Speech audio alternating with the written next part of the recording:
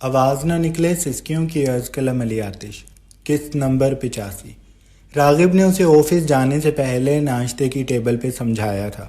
انہیں آج باہر جانا تھا، ایک ٹیبل ٹاک کی ضرورت تھی، ایک ایسے پرسکون گوشے میں بیٹھ کر انہیں بات کرنی تھی جس میں کوئی چند لمحوں کے علاوہ مداخلت نہ کرے۔ راغب اسے کہہ رہا تھا کہ شام میں اس کے آنے سے پہلے تیار ہو، وہ اسے باہر لے کر جائے گا، اسے اس کا ٹیڈی بیئر لے کر دے گا، سکوٹی اور ایسی چیزیں جو سڑک پر دوڑائی جائیں۔ ان کے علاوہ ردھم نے جو لینا ہوگا وہ اسے لے دے گا۔ ردھم نے اس کی ساری باتیں خاموشی سے بے تاثر چہرے سے سنی۔ وہ پلیٹ پہ نگاہیں مرکوز کر کے بیٹھی رہی۔ راغب کو یوں محسوس ہوا جیسے وہ دیواروں سے ہم کلام ہے، لیکن وہ بولتا رہا۔ اگر ردھم دیوار بن رہی ہے تو وہ جانتا ہے دیواروں کے بھی کان ہوتے ہیں، اور وہ باتیں اگر سن سکتی ہیں تو سمجھ بھی جائیں گی۔ راغب کا لہجہ بے لچک تھا۔ اس نے خود کو اس بات پہ ثابت قدم رکھ لیا تھا کہ وہ ردھم کے ساتھ اب ایک حد تک نرمی کرے گا، باتیں نخرے وہ سب برداشت کرے گا، لیکن اپنے کردار کو مضبوط رکھے گا، اور اس کی باتیں مختصر اور ایسے لہجے میں کہی گئی ہوں گی کہ ردھم نہ چاہتے ہوئے بھی مانے گی۔ وہ اسے آنکھوں میں چلانا چاہتا تھا۔ وہ یہ بھی جانتا تھا کہ یہ کام بے حد مشکل ہے، لیکن اب یہ کرنا ضروری تھا۔ وہ ردھم کو ڈانٹ نہیں سکتا تھا، اس پہ چلانا نہیں چاہتا تھا، اس پہ غصہ کرنے کا راغب کو کوئی فائدہ نظر نہیں آتا تھا۔ وہ جو کام کر چکتی تھی اس کے بعد اس پہ چلانا ایک احمقانہ حرکت تھی۔ وہ ردھم کو اس وقت بس سمجھا سکتا تھا تاکہ وہ اگلی بار محتاط رہے۔ کام ہو جانے یا آگ کے سب کچھ جلا دینے کے بعد چلانا بے وقوفی ہوتا ہے۔ سمجھدار لوگ آگے کا سوچتے ہیں۔ مسائل آپ کے بس میں نہیں ہیں، آپ ان کو ہونے سے روک نہیں سکتے۔ آپ بس یہ کوشش کر سکتے ہیں کہ اب آگے آپ نے کیسے چلنا ہے۔ ٹھوکروں پہ سفر روکے نہیں جاتے، پتھروں کو ہٹانے کا سوچا جاتا ہے، اور وہ ردھم کے معاملے میں بھی یہی محسوس کرتا تھا کہ اس پہ چلانے، غصہ کرنے یا یہ ظاہر کرنا کہ اس نے کتنی بڑی غلطی کی ہے اس کا کوئی فائدہ نہیں۔ وہ ردھم کو سمجھا سکتا تھا اور وہ خود محتاط ہو سکتا تھا۔ ردھم کو ہر بات کہنے کے بعد اس نے بلیک کافی کا آخری سپ لیا اور ردھم کو دیکھا۔ میری باتیں سمجھ آئی ہیں تمہیں؟ ردھم نے چہرہ اٹھایا۔ وہ پلیٹ میں رکھے انڈے کو کانٹے سے گھما رہی تھی۔ وہ ٹھنڈا ہو کر بے رونق سا ہو گیا تھا۔ راغب اس کی حرکت کو نوٹس کر رہا تھا۔ اس نے کھانا نہیں شروع کیا تھا۔ جی، ردھم نے مختصر کہا۔ وہ اگر اس سے سرد لہجے میں بات کرے گا تو ردھم بھی اس سے ناراض رہے گی۔ وہ اپنی جگہ پہ ٹھیک تھی۔ کوئی بہت پیارا روتے بلکتے آپ کو مدد کے لیے پکارے تو شاید ہی آپ کو جوتے پہننے کا دھیان رہے، یا ایسی چیز کا جو ابھی محسوس بھی نہیں ہوئی۔ اسے اپنی اولاد سے بے حد محبت تھی، اتنی کہ قابل بیان نہیں۔ وہ اکیلی اب نہیں ہوتی تھی، وہ اپنی کوک سے باتیں کرتی تھی۔ ملازمائیں اسے تعجب سے دیکھتی۔ وہ مدھم آواز سے بولتی رہتی، مسکاتی، ناراضی بھرے لہجے میں باتیں کرتی، ہنستی اور اس بات میں سر ہلا دیا کرتی۔ آیا اس نے کچھ سنا اور پھر سمجھ بھی لیا۔ اس کی محبت اپنی اولاد سے اتنی تھی، لیکن اسے نمل سے بھی محبت ہے، اور وہ اس وقت رو رہی تھی۔ ردھم کی واحد غلطی یہ تھی کہ وہ ان لوگوں میں سے تھی جن کو کسی چیز سے دوری اختیار کرتے وقت اپنی ٹانگوں پہ یقین ہوتا ہے کہ وہ موٹر سائیکل یا گاڑی سے زیادہ تیز دوڑ کر خود کو بچا سکتے ہیں۔ اسے اس وقت لگا وہ اسکوٹی پہ وہاں جلدی پہنچ سکتی ہے۔ اسکوٹی اس کا حکم ماننے کی، وہ اسے اپنی مرضی سے دوڑائے گی، اسے ڈرائیور کی پریشانی میں منتیں نہیں کرنی پڑیں گی کہ وہ تیز چلائے، اس لیے وہ اسکوٹی پہ گئی تھی اور اب اپنی غلطی پہ وہ پشیمان بھی ہو رہی تھی، لیکن دل میں، اور وہ یہ راز راغب کو کبھی نہیں کہے گی۔ وجہ میں پہلے بتا چکا ہوں۔ ردھم راغب کو یہ ضرور بتائے گی کہ وہ اب احتیاط کرے گی اور اسے شکایت کا موقع نہیں دے گی۔ وہ ٹیبل ٹاک میں راغب کی ساری باتوں کو سمجھ لے گی اور تب ناراضی کو کم کرتے سر ہلا دے گی اور اس سے وعدہ کرے گی کہ وہ اب دوبارہ اس کی مرضی کے خلاف کچھ نہیں کرے گی۔ اس نے سوچ لیا تھا، لیکن فی الحال وہ راغب کی وجہ سے بس اس کی توجہ چاہتی تھی، اس لیے ناشتہ نہیں کر رہی تھی۔ منہ پھلا کر جی کہنے کے بعد وہ دوبارہ سے کانٹے سے انڈا گھمانے لگی۔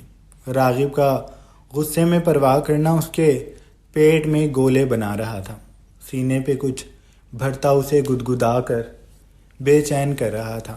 اعصاب تھک سے جاتے تھے، بوجھل پن سے وہ راغب کو دیکھتی تھی کہ وہ سختی سے اسے خود میں سمیٹ لے، غصہ کرتے اسے سمجھائے، اس کے ماتھے کو چومے، اس کے دور جانے پہ بھی اسے اپنے قریب کرتا رہے۔ وہ یہ سب بہت دل سے محسوس کر رہی تھی۔ اسے راغب کا غصہ کرنا اچھا لگ رہا تھا، وہ چاہتی تھی کہ وہ کرتا رہے۔ وہ خود سے شکایت کے موقع دے رہی تھی تاکہ وہ ناراض ہو اور غصے میں اسے ڈپٹے، اس کی پرواہ کرے۔ اب بھی اس نے ناشتہ نہ کیا تو راغب نے پلیٹ اپنی طرف کھینچی۔ ہر چیز میں سستی کرنا تمہاری عادت بن چکا ہے، وہ گمبھیر لہجے سے بولا۔ ردھم نے اسے بھرپور مگر مصنوعی ناراضی سے دیکھا۔ آپ کو کل سے میری ہر بات بری لگ رہی ہے، اس نے جان بوجھ کر کہا۔ راغب نے ناک کو پھلایا جیسے غصے کو پی رہا ہو۔ مردانہ کنٹھ حرکت میں آیا، اوپر سے نیچے اور پھر نیچے سے اوپر۔ 2 گھونٹ غصہ وہ پی چکا تھا، آنکھیں سنجیدگی سے اس پہ جمی تھی، وہ بے نیاز دکھائی دیتی تھی، اس کے چہرے پہ خفگی کے تاثر تھے۔ تم رات سے مجھے غصہ دلا رہی ہو، تو میرے صبر کا امتحان لے رہی ہو۔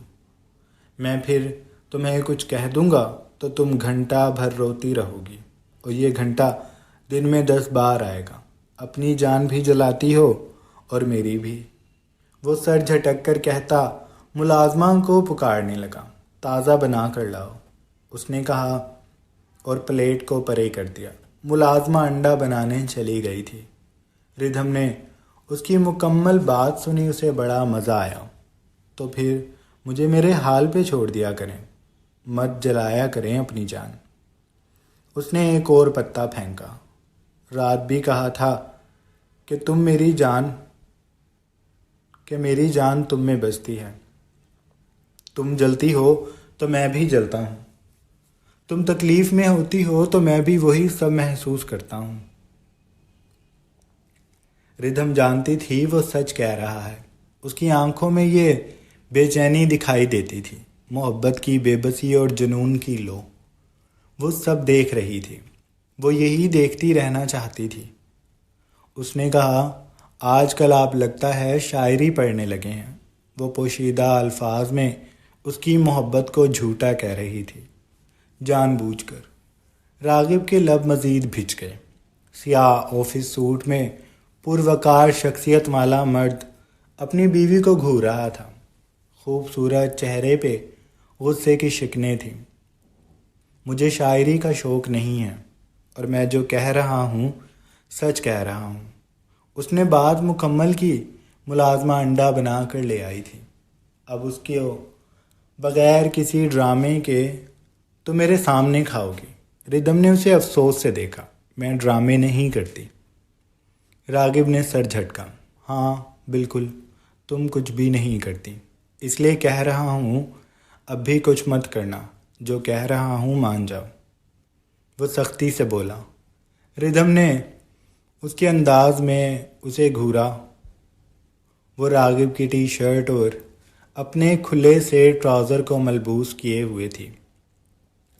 بال کمر پہ الجھے الجھے سے موجود تھے اور چہرہ دھلا دھلا سا صاف نکھرا ہوا تھا۔ وہ کرسی پہ پیر اوپر کر کے بیٹھی تھی، چوکڑی مار کر۔ میں نہیں کھا رہی، ابھی میرا موڈ نہیں ہے، کھا لوں گی جب بھوک لگے گی۔ راغب جانتا تھا وہ یہی کہے گی، اس لیے اس نے اپنی کرسی گھسیٹ کر اس کی طرف کی اور ہاتھ سے انڈے کا ٹکڑا توڑ کر وہ ردھم کے لبوں کے قریب لے گیا۔ اس نے مصنوعی سا انکار کیا، لیکن وہ یہی چاہتی تھی، اس لیے اس کے گھوٹتے ہی کھانے لگی۔ جب انڈے کا آخری ٹکڑا راغب نے اس کے منہ میں ڈالا تو اس نے راغب کی انگلی پہ دانت کا ہلکا سا دباؤ دیا، پھر مزے سے لبوں پہ زبان پھیر کر وہ بولی، اچھا تھا لیکن تھوڑا سا کڑوا تھا، جلی جلی آ رہی تھی۔ ملازمہ اس کی بات پہ سہم کر بولی، نہیں میم صاحب، میں نے بہت احتیاط سے بنایا تھا۔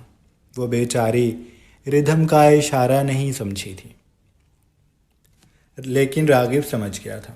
اس نے ملازمہ کو جانے کا اشارہ کیا، پھر اپنی انگلی کو دیکھتے رہنے کے بعد اس نے اسے چوسا اور اجنبیت سے بولا، میٹھا تھا لیکن تھوڑا سا کم، پر اچھا تھا۔ ردھم اب نہ چاہتے ہوئے بھی مسکرا دی تھی، اس کا خود سے قابو ختم ہو گیا تھا۔ راغب پھر اسے ساری باتیں ایک بار پھر سمجھانے کے بعد آفس چلا گیا تھا۔ ردھم کو سینے سے لگانا، اپنے ہاتھ کو اس کے پیٹ پہ نرمی سے پھیرنے کے بعد ہتھیلی کو چومنا وہ نہیں بھولا تھا۔ پھر اس نے ردھم کے ماتھے پہ لب رکھے، جسے ردھم نے صاف کر دیا۔ راغب نے اسے گھورا اور پھر وہ اس کا ناک کھینچتا، اسے سسکارنے پہ مجبور کرتا آفس کے لیے چلا گیا تھا۔ ردھم اس کے بعد تنہا سی ہو گئی تھی، اس لیے وہ اوپر کمرے میں آ گئی تھی۔ اس نے کچھ دیر نمل سے بات کی، جو یوں نہیں جانے کے لیے تیار ہو رہی تھی۔ اسے نارمل محسوس کر کے ردھم کو دھاڑس ہوئی تھی۔ نمل نے اس سے پوچھنے کے لیے کال کی تھی کہ راغب نے اسے کچھ کہا تو نہیں تھا۔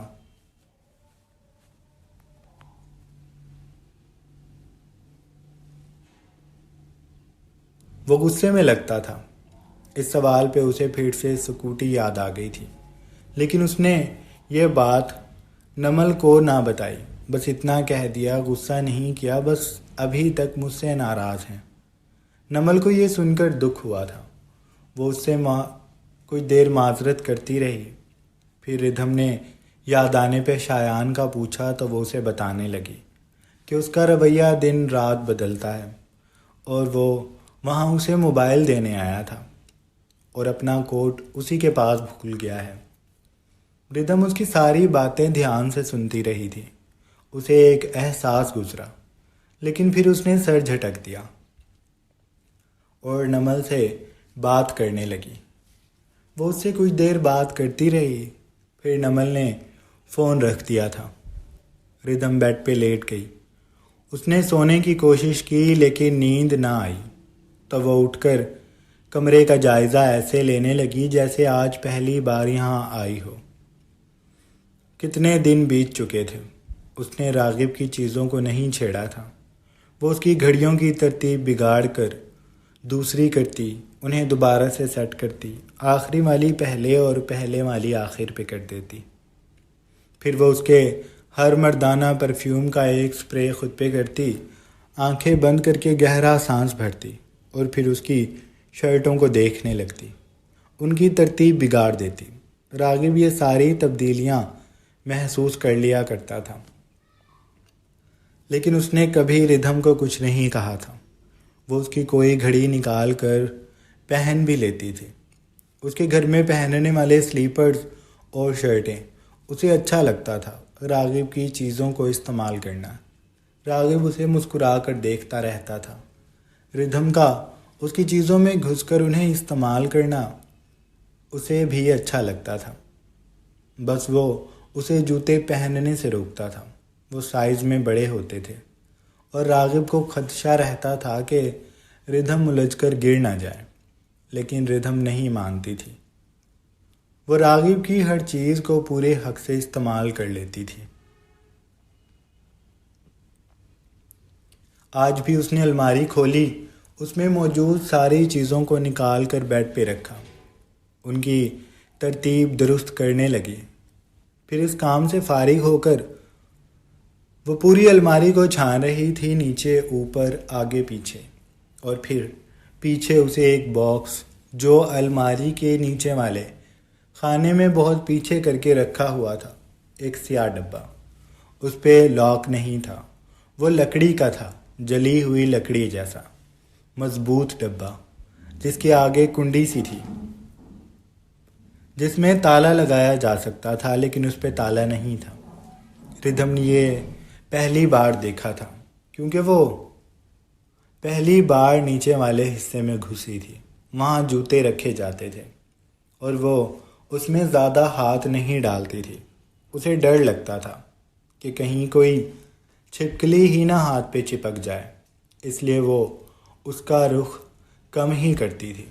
لیکن آج نہ جانے کیسے اس کے ہاتھ پہ ڈبہ لگ گیا۔ وہ اسے لے کر بیڈ پہ آ گئی تھی۔ باقی کا سارا سامان اس نے الماری میں واپس رکھ دیا تھا۔ اب وہ اس ڈبے کو لے کر بیڈ پہ بیٹھی تھی۔ اس نے دھڑکتے دل میں جاگتے تجسس کے ساتھ ڈبہ کھولا، اس کی بھویں سکڑی، آنکھوں کی پتلیاں نافہم سا تاثر دیتی۔ پھر اس نے ڈبے سے چیزیں نکالنا شروع کی۔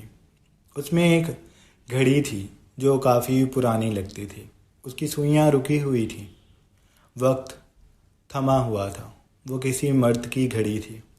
پھر اس نے ڈبے میں دوبارہ دیکھا، وہاں چند چوڑیاں اور ایک ناک کا لونگ رکھا تھا، پلاسٹک کی چھوٹی سی ڈبی میں۔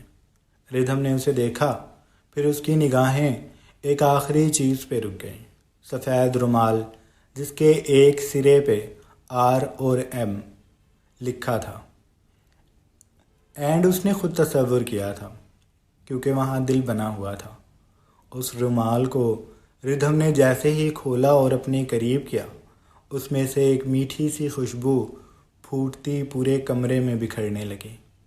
ردھم نے ناک کے پاس کر کے گہرا سانس لیا۔ اسے یہ خوشبو بری نہ لگی، نہ آر اور ایم، نہ ہی ان کے درمیان کا دل۔ اسے سمجھ آ گیا تھا، وہ ایم سے اندازہ کر سکتی تھی کہ یہ رومال کس کی امانت ہے اور یہ کمرے میں پھیلتی خوشبو کس کی محبت کو بیان کر رہی ہے۔ ردھم کے لبوں پہ اداس مسکان بکھر گئی تھی۔ پھر اس کے دماغ میں جھماکا ہوا، راغب کی کہی کہانی کا اختتام یاد آیا۔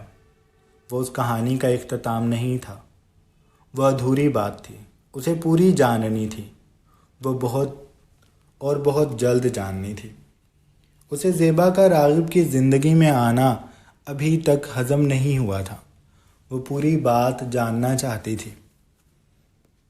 اس نے ساری چیزوں کو احتیاط سے سنبھالا اور ڈبے میں رکھنے کے بعد الماری کے نچلے خانے میں دوبارہ پیچھے کر کے رکھ دیا۔ راغب کو شاید اس کا یہاں تک پہنچنا اچھا نہ لگے، اس لیے وہ یہ بات راغب کو نہیں بتانا چاہتی تھی کہ اس کے ہاتھ کیا لگا تھا۔ وہ اس راز کو اپنے اندر رکھ لے گی اور اس راز کو جاننے کی کوشش کرے گی جو راغب کی کہانی کو مکمل کرے گا۔ راغب اپنے کیبن میں بیٹھا تھا، اس کے سامنے جبران کھڑا اسے ساری تفصیل بتا چکا تھا۔ راغب نے مکمل بات سننے کے بعد ہنکارا بھرا۔ ٹھیک ہے، اس نے کہا، پھر وہ کرسی سے کھڑا ہو گیا، پرسوچ انداز میں کیبن میں چکر کاٹنے لگا۔ اس نے جبران کو کہا، اب سے ردھم کو تم نے باہر کسی بھی قیمت پہ نہیں جانے دینا، اسے دروازے سے باہر بھی نکلنے نہیں دینا۔ جبران نے اسے بے چینی سے دیکھا، وہ غصہ کرتی ہیں۔ راغب نے ہولے سے سر ہلایا، اسے غصہ کرنے دینا، تم نے مجھے کال کرنی ہے اور میں کال نہ اٹھاؤں تو پتھر بن جانا۔ ردھم کچھ بھی کہے، تم نہیں سنو گے، اور اس سے جو بھی ملنے گھر آئے گا تم اس کی اچھے سے چیکنگ کرو گے، اور گھر میں کچھ تربیت یافتہ نئی ملازمائیں بھی رکھو جو وقت پر مدد کر سکیں۔ جبران نے یس سر کہا تو راغب ایک لمحے کو چپ ہوا۔ وہ کھڑکی کے پاس آ گیا تھا۔ پورا کیبن اور اس میں پھیلی روشنیاں اسے دم ساتھ کر سن رہی تھی۔ وہ سانس بھی نہیں بھر رہی تھی۔ کھڑکی سے شہر دکھائی دیتا تھا، لیکن اس کا شور کانچ سے ٹکرا کر واپس لوٹ رہا تھا، اور راغب کی سوچوں کا تسلسل قائم تھا۔ وہ سڑک پہ بہتی گاڑیوں کو دیکھ رہا تھا۔ تم نے ردھم کی امی پہ بھی نظر رکھنی ہے۔ یہ سب ردھم کی امی کے آنے کے بعد ہوا تھا۔ ردھم ہی نے اسے بتایا تھا کہ وہ نمل سے رابطے میں رہتی تھی، اور وہ یہ بھی جانتی ہیں کہ ردھم نمل کے معاملے میں جذباتی ہے۔ تو یہ پلاننگ ان کی بھی ہو سکتی ہے، کیونکہ ردھم نے ان کی مرضی کے خلاف جا کر شادی کی تھی، انہیں رسوا کیا تھا، تو ضرور وہ اشتعال میں ہوں گی اور کچھ بھی کر سکتی ہیں۔ راغب کو کسی پہ بھی اعتبار نہیں کرنا تھا۔ زیبا کا کچھ پتہ چلا؟ راغب نے اگلا سوال کیا تو جبران نے شرمندگی سے سر جھکا لیا۔ راغب نے نگاہیں ذرا سی ترچھی کر کے جبران کی جھکی گردن کو دیکھا تھا۔ اس کا پتہ لگاؤ جبران، اس کا میری نگاہوں کے سامنے ہونا بہت ضروری ہے، وہ میرے لیے سب سے بڑا خطرہ ہے۔ اس کی آخری کی بات راغب کے دماغ میں بازگشت کرتی رہی تھی۔